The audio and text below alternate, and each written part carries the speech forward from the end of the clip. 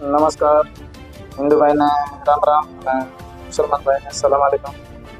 હું બધાની વચ્ચે એક મોટો ભ્રષ્ટાચારની પોલ ખોલવા જઈ રહ્યો છું.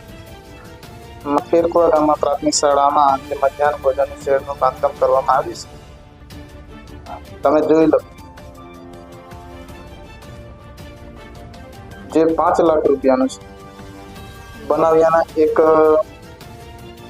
એક બે મહિનો જ થયો હશે. મોટો ખાડી પડેલી તો પ્રાથમિક શાળાના નાના નાના બાળકો જમશે ક્યાં ચોમાસામાં?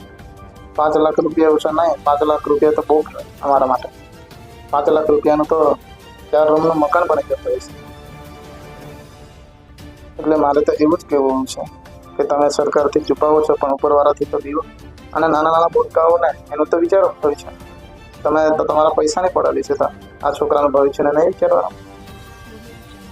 એટલે મારે નમ્ર અપીલ છે સરકારશ્રીને કે બાંધકામ સમિતિના સાહેબ હોય કે કોઈ પણ હોય, તાલુકા ટીડીપી હોય, કોઈ પણ હોય, વહેલી તકે તપાસ કરે એ મારી માંગણી છે.